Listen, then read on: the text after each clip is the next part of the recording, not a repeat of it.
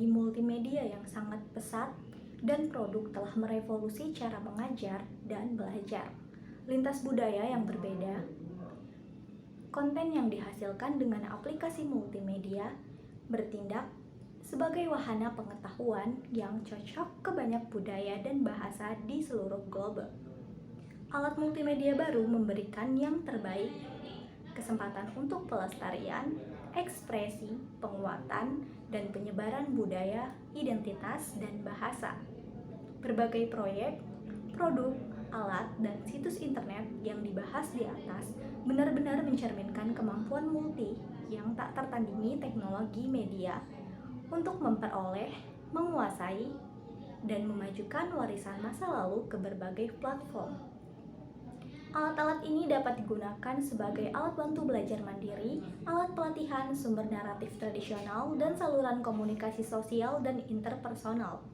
Penelitian telah menunjukkan bahwa belajar menjadi proses yang efektif dan menyenangkan melalui penggunaan multimedia interaktif. Multimedia memiliki keunggulan dalam ruang lingkup, bidang pendidikan, kesehatan, pertanian, ilmu pendidikan, teknik, geografi daerah, representasi ganda, multibahasa, dan dialog multimedia yang menanamkan interaktivitas, aksesibilitas, pemahaman, dan ekstrasi pengetahuan, serta ringkasan penyebab banyak hal budaya dan bahasa. Untuk membantu memastikan teknologi pendidikan itu telah dibangun sesuai dengan budaya Selatan Pasifik daripada mengandalkan standar de facto dari para pengembang teknologi. Berikut saran yang berguna untuk dipertimbangkan. Yang pertama, menawarkan kesempatan untuk kontekstualisasi media pendidikan, memanfaatkan desentralisasi, metode yang memungkinkan dengan cepat staf dan masukan siswa. Pendekatan yang semacam itu bisa jadi front-end seperti rekan virtual dari beberapa negara yang telah memberikan contoh dan menjelaskan dari konsep menggunakan istilah dari latar belakang mereka sendiri, atau back-end yang melibatkan struktur file yang memungkinkan pelokalan file media pendukung. Yang kedua, pastikan bahwa material mengawetkan seluruhnya sambil menawarkan jangkar tertentu. Contohnya, teks panjang harus disertai dengan cepat ringkasan yang tertaut ke berbagai bagian file teks utama. Antarmuka grafis harus ada dalam konsep lapisan kesederhanaan, di mana detail tersedia untuk siswa tanpa membingungkan tujuan keseluruhan file grafis atau antarmuka.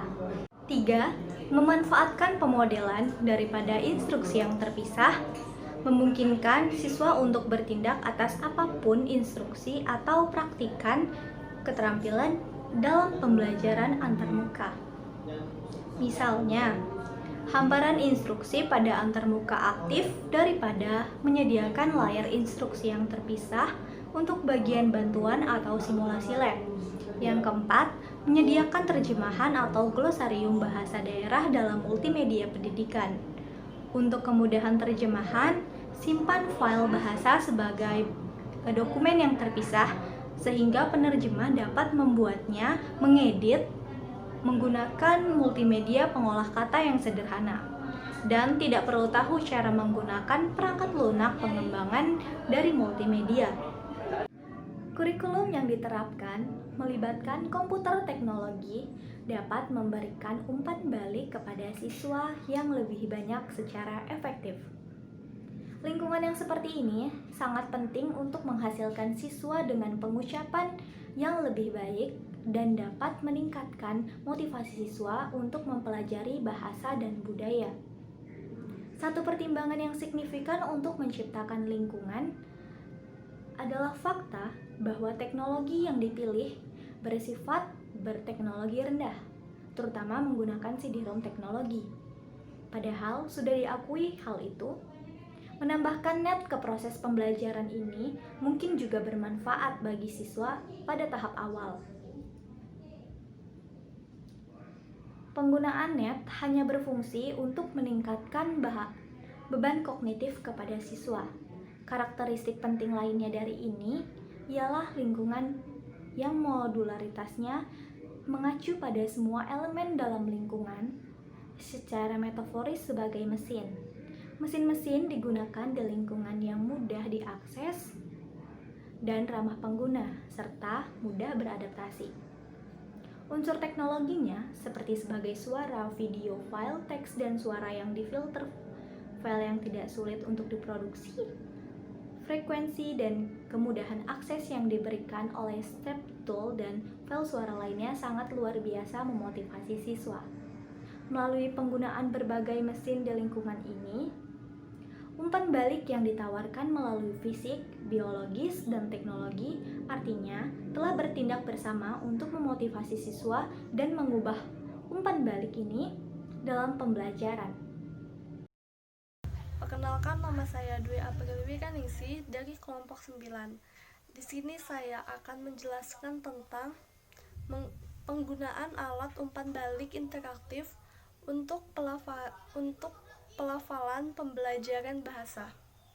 Jadi, pada bab ini menjelaskan tentang bagai alat yang digunakan untuk memberikan pembelajaran kepada siswa dalam pelafalan berbahasa, seperti berbahasa Inggris contohnya, dengan menggunakan teknologi dan multimedia di mana lebih terfokuskan kepada audio dan teks, sehingga siswa dapat mengulang-ulang pembelajarannya yang memberikan umpan balik terhadap guru yang dapat dengan mudah untuk mengajarkannya, dan siswa juga dapat belajar secara mandiri dengan mengulang-ulang audio, teks, atau video dari multimedia atau media tersebut. Kemudian yang selanjutnya terdapat perkuliahan mahasiswa melalui pemrograman dalam web. Pada sistem multimedia ini yang digunakan ada tiga data sistem. Yang pertama webcall, yang kedua sistem bridge, dan yang ketiga sistem WSML. Sistem WSML ini sangat menguntungkan bagi mahasiswa karena dapat digunakan untuk melakukan sebuah presentasi, di mana presentasi ini menggunakan media berbasis audio, teks, video, gambar, di mana ini sangat memudahkan.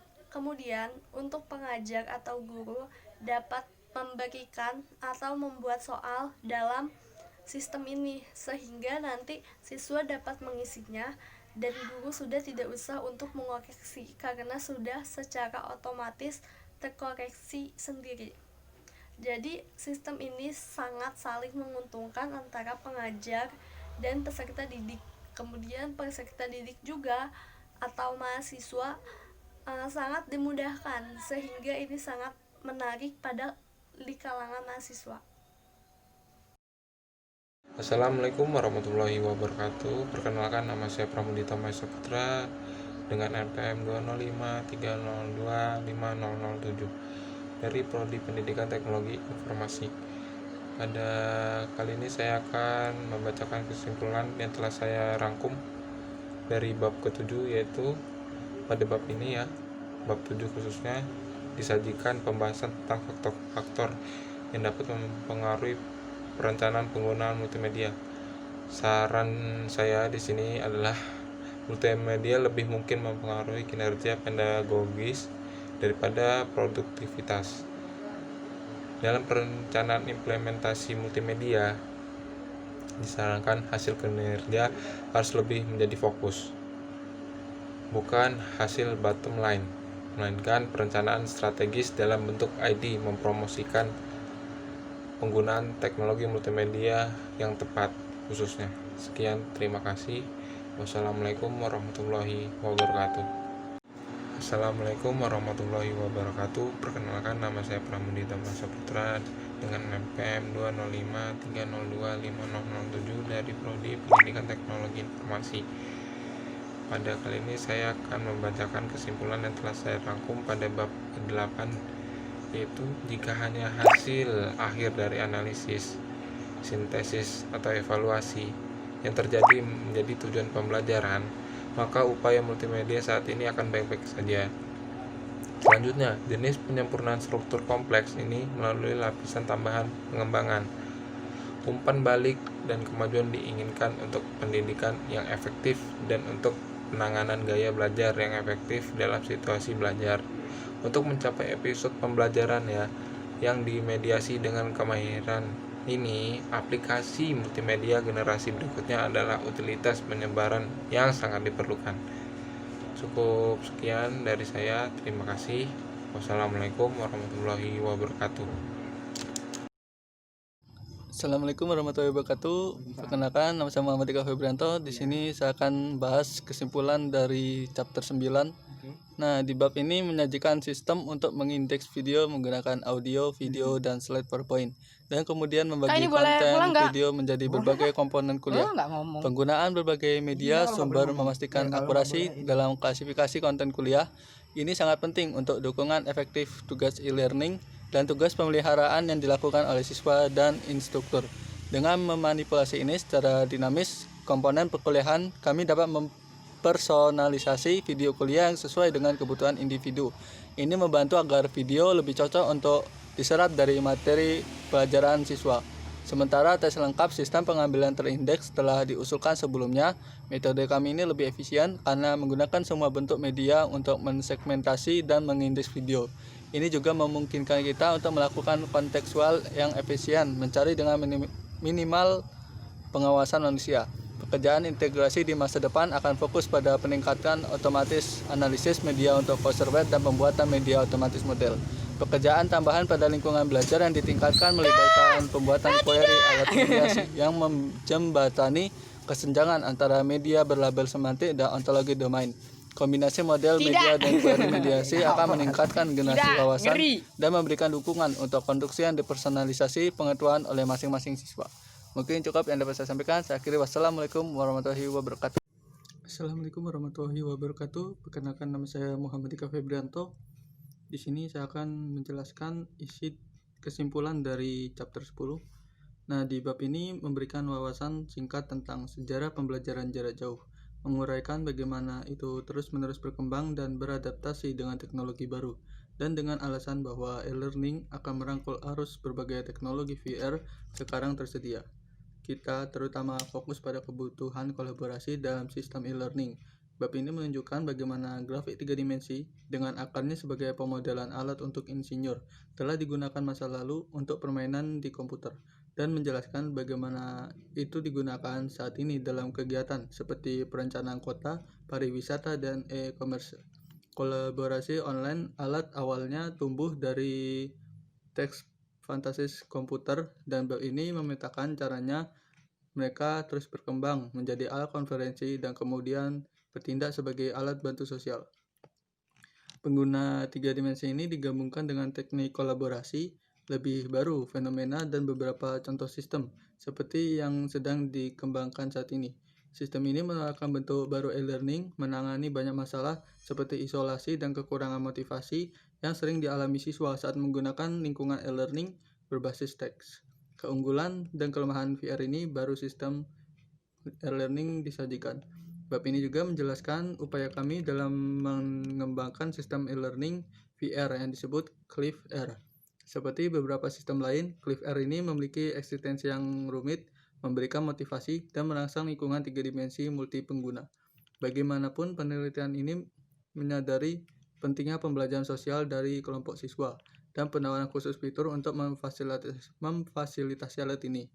Clever Air sendiri adalah aplikasi yang intuitif, yang multimedia kaya lingkungan yang berbasis web yang dapat digunakan sebagai pembelajaran jarak jauh lengkap dengan solusi dan sebagai penggiring tradisional pengajaran berbasis kelas. Berbeda dengan sistem lainnya, sistem yang dijadikan Clever ini secara unik menawarkan dukungan untuk menyediakan materi pembelajaran dan alat kolaborasi di perangkat seluler seperti PDA. Penambahan ini memberikan kapanpun, dimanapun, akses ke materi kursus dan memungkinkan siswa untuk berinteraksi saat mereka jauh dari desktop komputer mereka. Mungkin cukup yang dapat saya sampaikan. Saya akhiri. Wassalamualaikum warahmatullahi wabarakatuh.